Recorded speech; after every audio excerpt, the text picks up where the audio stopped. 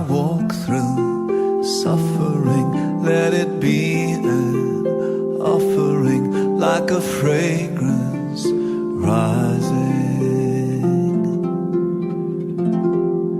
In the valley of shadow, not to waste my sorrows, but to trust and follow.